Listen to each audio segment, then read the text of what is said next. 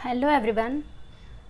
देखिए, आज का जो टॉपिक है वो आप लोगों का जो 1000 जीके जीएस का जो चल रहा है, जो कि सारा मिक्सअप क्वेश्चन है और जो पूछा जाता है, जो इम्पोर्टेंट क्वेश्चन है वही मैं बता रही हूँ।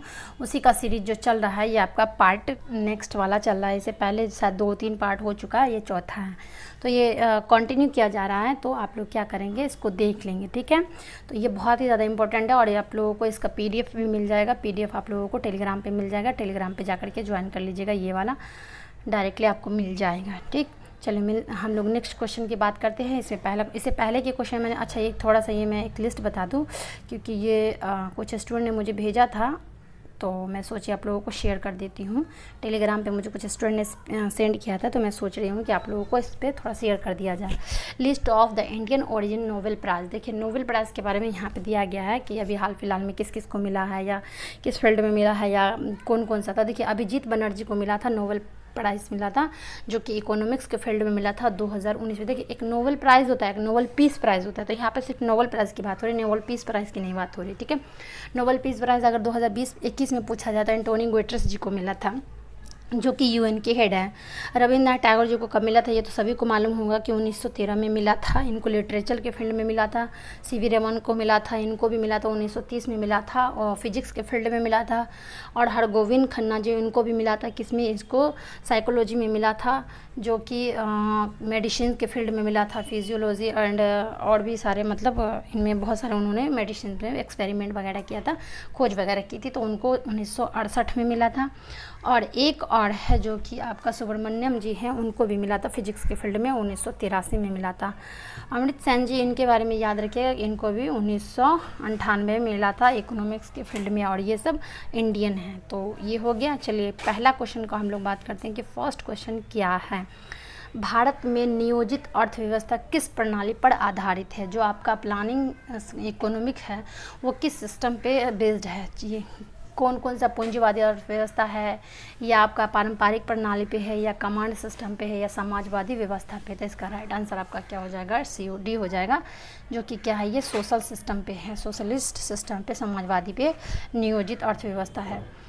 नेक्स्ट क्वेश्चन है आपका कि भारत में योजना आयोग का गठन किस वर्ष किया गया। पहली बात तो ये कि योजना आयोग का गठन कब किया गया, ये तो मैं भी बता ही दूंगी, 1950 में किया गया था। और अभी हाल फिलहाल में जो आपका 2015 में योजना आयोग प्लानिंग कमीशन की जगह पे क्या आ गया है, नीति आयोग आ गया है। नीति आयोग आ गया, ठीक है ना। नीति आयोग, ये कब, 1 जनवरी 2015 में इसको लाया गया था। जिसके पहले अध्यक्ष पूछा जाए या चेयरपर्सन पूछा जाए, वो आपके जो हमारे प्रधानमंत्री होते हैं वही होते हैं, और अभी जो प्रधानमंत्री है श्री नरेंद्र मोदी जी, वही हैं। तो इसका राइट आंसर हो जाएगा आपका 1950 हो जाएगा, B हो जाएगा। तो इसको याद रखेंगे आप लोग। नेक्स्ट क्वेश्चन है, निम्नलिखित में से कौन सा युग्म गलत है। मतलब ये पूछ रहा है कि इसमें से कौन सा इनकरेक्ट है। तो इनकरेक्ट पूछना बता रहा है। 5th 5 ईयर प्लान, जो 5वीं पंचवर्ष योजना है, वो कब से कब तक था। तो 1961 से 1966 था। 8वीं जो था वो आपका 1992 से 1997 था। या 11वीं जो है आपका 2007 से 2012 था। या फर्स्ट प्लान ईयर क्या था, 1951 से 1956 था। तो इनकरेक्ट पूछा है, जो गलत है वो पूछा है। तो इसका राइट आंसर क्या हो जाएगा, A हो जाएगा, ठीक है। जो कि आपका इसका राइट आंसर A हो जाएगा। GNP क्या है, डिस्क्रिप्शन, मतलब मूल्य ह्रास। जो भत्ते हैं, जो भत्ते बोले तो उसका क्या बोला जाता है, अलावेंसेज है। ये इन किससे रिलेटेड है, तो ये याद रखिएगा, ये आपका NNP से रिलेटेड है। तो इन सब क्वेश्चन को आप लोग थोड़ा अच्छे से देखेंगे, ठीक है।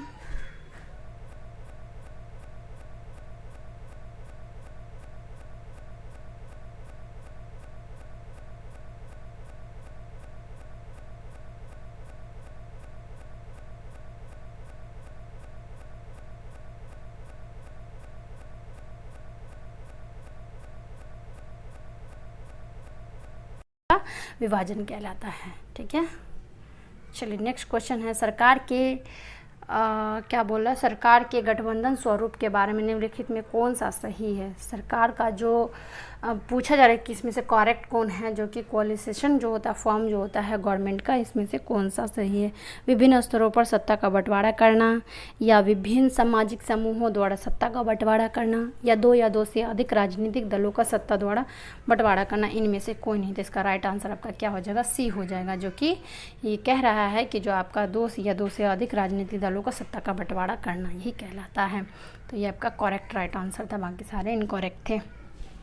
किस प्रकार की सरकार स्वतंत्र और निष्पक्ष चुनाव पर आधारित होती है, जहां वर्तमान में सत्ता में बैठे लोगों को हारने की उचित संभावना होती है। इसका राइट आंसर हो जाएगा आप लोगों को डेमोक्रेटिक हो जाएगा, जो कि आप लोग ऑप्शन को पढ़ लेंगे। वैसे इस तरीके से क्या होता है, बहुत टाइम लग जाता है। तो इसका राइट आंसर क्या हो जाएगा, डेमोक्रेटिक हो जाएगा। नेक्स्ट क्वेश्चन है आपका, राज्यसभा का सदस्य बनने के लिए न्यूनतम आयु कितनी होनी चाहिए।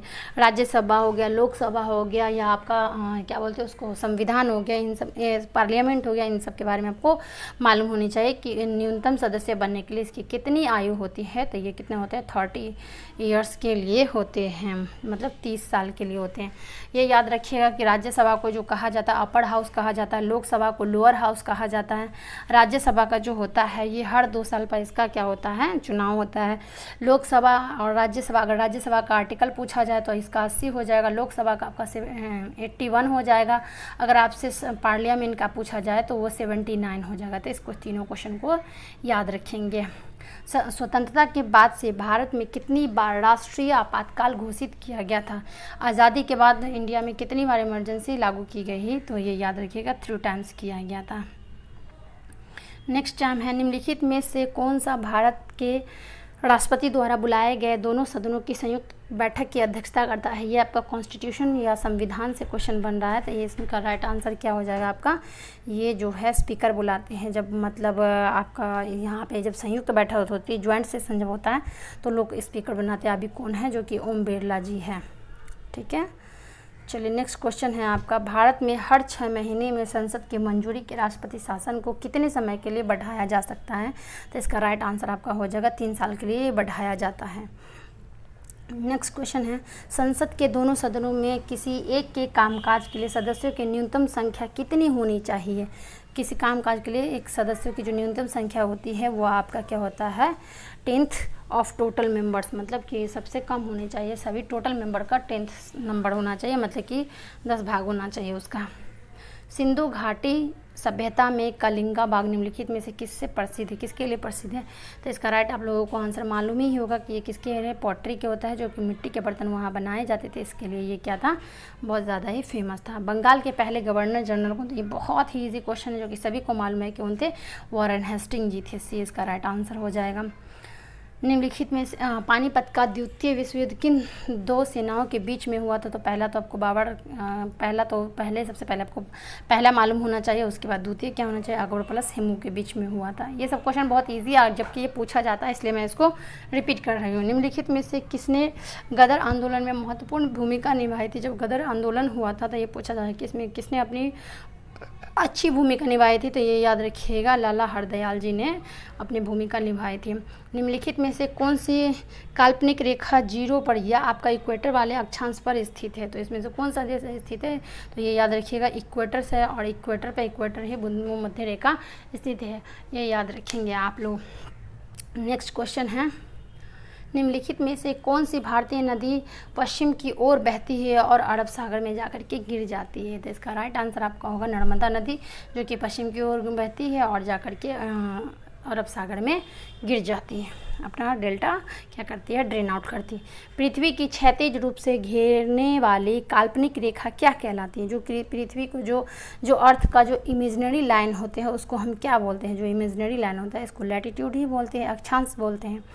नेक्स्ट क्वेश्चन है आपका, निम्नलिखित में से किस महाद्वीप ने तीनों अक्षांश अर्थात भूमध्य रेखा या कर्क रेखा और मकर रेखा से गुजरती है। तो ये तीनों रेखा से कौन सा गुजरता है, तो ये याद रखिएगा अफ्रीका एकमात्र ऐसा देश है या कॉन्टिनेंट है, या इसको महाद्वीप बोल सकते हैं, जो कि तीनों लाइन यहाँ पे क्रॉस करती है।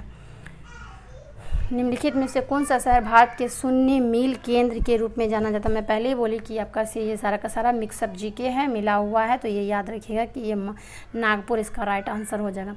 निम्नलिखित में से कौन सा मानव में बॉल व सॉकेट जोड़ का उदाहरण है? ये देखिए आपका बोन से है, बॉल व सॉकेट, जो आपका बॉल या सॉकेट या ज्वाइंट जो होता है आपका बोन्स में, ये पूछा जा रहा था, ये हिंज जोड़ हो जाएगा, जिसको हम हिप जॉइंट बोलते हैं, ठीक है ना। नेक्स्ट क्वेश्चन है आपका, निम्नलिखित में किसके लिए बीटी बीज को विकसित किया गया है? बीटी बीज जो बीटी सीड होता है, इसको किसके लिए विकसित किया गया था? ये कॉटन के लिए किया गया था, ठीक है। ये आर्टिफिशियली तरीके से इसको क्या किया था, विकसित किया गया था। निम्नलिखित में से किसे विटामिन की सर्वाधिक मात्रा होती है? किस इसमें से जो है, इसमें से सबसे ज़्यादा विटामिन की मात्रा किस में होती है? तो जाहिर सी बात है कि जो आपका विटामिन सी होता है वो खट्टे पदार्थ में पाए जाते हैं, और सबसे खट्टा क्या यहाँ पे नींबू हो जाएगा। नेक्स्ट क्वेश्चन है कि पूछ रहा है कि निम्न में से कौन ठंडे खून वाला जानवर है? अब हम लोग जो होते हैं, हम लोग का जो एनिमल जो होते हैं वो वार्म ब्लडेड होते हैं, गर्म खून वाले होते हैं, और स्नेक जो होता है वो आपका ठंडा खून वाला होता है, इसीलिए बेचारा वो ठंडा ठंडा रहता है।